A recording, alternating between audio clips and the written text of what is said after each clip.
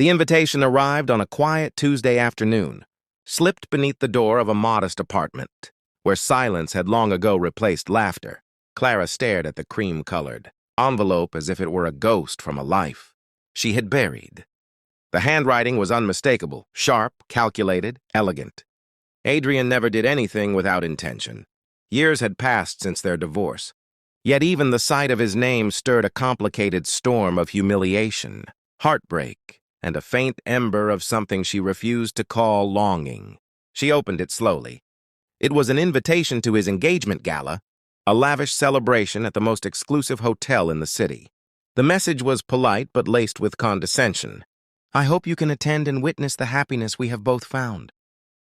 Clara understood the hidden meaning instantly. He wanted an audience. He wanted her to stand among crystal chandeliers and silk gowns, a reminder of the woman he once discarded when his empire began to rise, and she, as he often implied, did not rise with it. Years ago, Clara had supported Adrian when he had nothing but ambition and debt. She worked double shifts while he chased investors. She sold her grandmother's jewelry so he could fund his first prototype. She believed in him when no one else did. But when success came, it came with new friends, new tastes, and eventually a new woman, someone younger, wealthier and more aligned with his new image. The divorce was swift. The settlement was humiliating. He painted her as incapable, uninspired, a burden he had heroically outgrown. The media devoured the story. Clara disappeared from public life soon after, retreating into anonymity, rebuilding herself quietly while rumors defined her as the poor ex-wife. Now he wanted her present at his triumph. Clara could almost hear the whispers already. "That's her, the one he left behind." For a brief moment, pride urged her to burn the invitation. But another voice, calmer and stronger, told her that running would only confirm the narrative he had written for her. She had spent years rebuilding, not just financially but spiritually. She had learned new skills, invested wisely, and, most importantly, rediscovered her worth. Still, the thought of walking into that ballroom alone felt like stepping back into a battlefield without armor. That evening, as rain streaked across her window, Clara received a call from someone who had quietly become part of her new life, Daniel.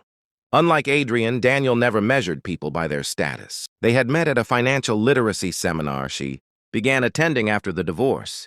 He had listened when she spoke about reinvention, about resilience, about the silent strength of starting over. Over time, he became a confidant, then a friend, and eventually something deeper, though neither had rushed to label it. Daniel possessed a quiet power, the kind that did not need to announce itself. Few knew the full extent of his success. Fewer understood the scale of his investments across continents. He preferred simplicity over spectacle. When Clara mentioned the invitation, there was a pause on the other end of the line. Not of hesitation, but of calculation. "Do you want to go?" he asked gently. Clara surprised herself by answering, "Yes." It wasn't about revenge. It was about closure. Daniel's response was simple. "Then you won't go alone." She tried to protest, insisting she didn't need rescuing, but he interrupted softly. "I'm not rescuing you. I'm standing beside you." In the days leading up to the gala, Clara prepared not with extravagance, but with intention. She chose a dress that reflected who she had become. Elegant, refined, powerful in its simplicity. No desperate attempt to compete, no exaggerated display, just confidence woven into every thread. Meanwhile, whispers of Adrian's engagement filled social media. Influencers boasted about receiving invitations. Business tycoons confirmed attendance. It would be the event of the season. And hidden within the guest list was the name of the woman he once deemed insignificant. The night arrived wrapped in golden lights and camera flashes. Luxury cars lined the entrance like polished trophies. Guests stepped onto the red carpet, draped in diamonds and designer labels. Adrian stood near the entrance, greeting investors with a triumphant smile. At his side was his fiancée, radiant and poised, embodying everything his new world celebrated. He looked powerful, untouchable, victorious. Then a sleek black car pulled up, one unlike the others, not louder, not flashier, but commanding attention through understated authority. The driver stepped out, opening the door. Clara emerged first. Conversations faltered. Cameras shifted. She walked with calm grace, her posture unshaken by the sea of curious eyes. She was not the broken woman tabloids once described. She was composed, luminous, self-assured. Then Daniel stepped out. Recognition spread slowly at first, then all at once. Whispers transformed into stunned murmurs. This was no ordinary guest. This was a man whose name quietly dominated global investment markets, whose acquisitions shaped industries, whose philanthropic foundations funded innovation worldwide. A multimillionaire, some even said a multi-billionaire, though he never confirmed figures publicly. Adrian's smile stiffened. He knew exactly who Daniel was. Everyone in his circle did. Daniel offered his arm to Clara, not as a display of possession, but as a gesture of partnership. Together they ascended the steps. The power dynamic shifted so subtly that only the observant noticed, but Adrian felt it immediately. This was no humiliation spectacle. This was a reckoning. As Clara stepped into the ballroom she once imagined attending beside her husband, she felt something unexpected: peace. The chandeliers sparkled, the orchestra played softly, and the crowd parted just slightly as she and Daniel entered. Adrian approached them with a rehearsed grin. "Clara," he said smoothly, though his voice carried a strain. "I'm glad you came." She met his gaze without bitterness. "So am I," she replied. And in that moment, he realized something devastating. She was no longer the woman he could intimidate. She had not come to prove anything. She had come because she no longer needed to prove anything at all. If this story is already pulling you in, if you believe in comebacks and quiet strength, make sure to subscribe to the channel, because sometimes the most powerful victories are not loud. They are lived. The evening unfolded like a perfectly choreographed performance. But beneath the polished surface, tension crackled like electricity before a storm. Guests tried to appear indifferent, yet their eyes betrayed fascination. Adrian's fiancée maintained her poised smile, though her grip on his arm tightened whenever. Clara's laughter drifted across the room. Daniel spoke with influential leaders as if he had known them for years, which, in truth, he had. Deals Adrian had chased for months were casually discussed in Daniel's orbit. The shift was undeniable. Adrian attempted to regain control of the narrative. During his toast, he spoke of growth, resilience, and the importance of choosing the right partner to build a future. It was subtle, but the implication lingered in the air like perfume too heavy to ignore. Some guests glanced at Clara, waiting for a reaction. She gave none. She sipped her drink, eyes steady, heart calm, because she finally understood something.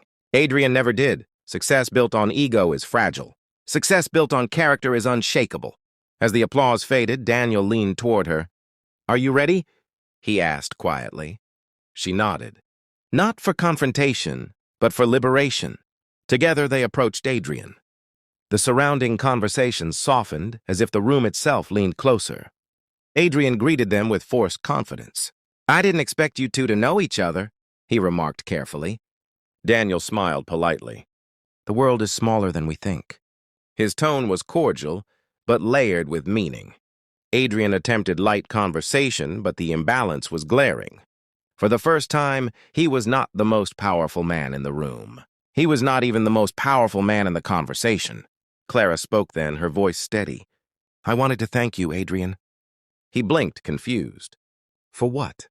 She held his gaze, not with accusation, but clarity. "For leaving. It forced me to discover who I am without you. It forced me to build my own strength."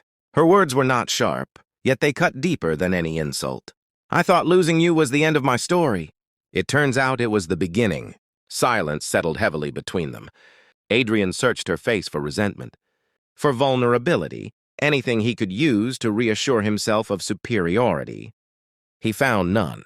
What he saw instead was a woman transformed, not by wealth, not by revenge, but by resilience. Before he could respond, another guest approached Daniel enthusiastically, praising a recent international acquisition that had reshaped the tech landscape.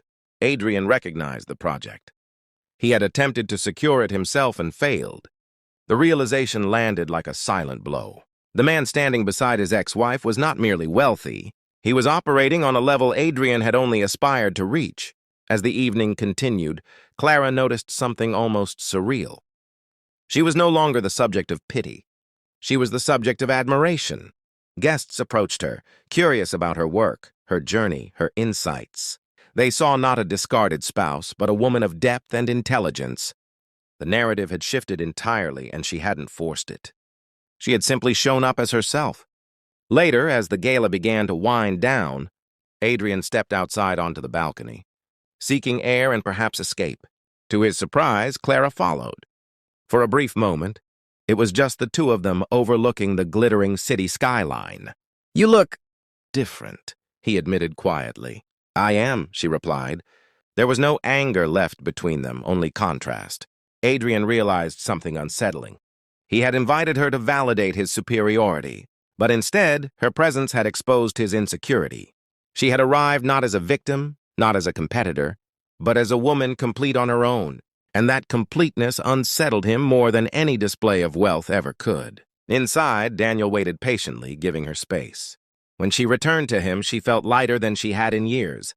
Not because she had won, but because she no longer viewed life as a competition. As they left the gala together, cameras flashing once more, Clara glanced back only briefly, not in regret, but in gratitude for the lesson. Some endings are disguised as failures when they are actually redirections. Some humiliations are invitations to rise, and sometimes the greatest revenge is not revenge at all, it is evolution. If this story moved you, if it reminded you that your current struggle may be preparing your greatest comeback, don't forget to subscribe to the channel. Because here, we believe that no one is defined by how they fall, but by how they rise.